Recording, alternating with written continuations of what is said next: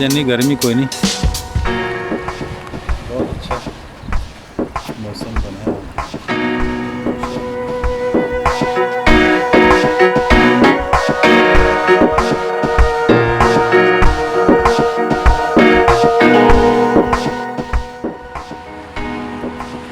ये कश्तियों पे बैठ के लोग समंदर में,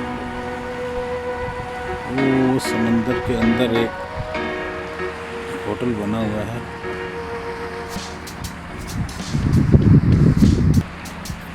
वो अंदर दूर नज़र आ रहा है 5 स्टार होटल वाला, और शानदार।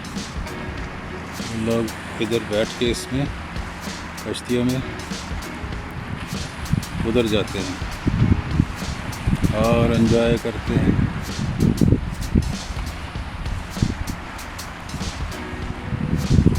ये सुंदर का खूबसूरत नज़ारा है कि कुवैत का। आज कोई इतनी रौनक नहीं है, लेकिन हवा बहुत प्यारी, ठंडी, मौसम बड़ा अच्छा है।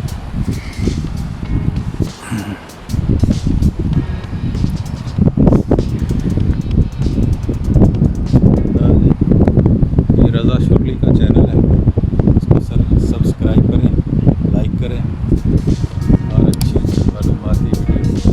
ये कुवैत का साहिल समंदर है, कुवैत है ये।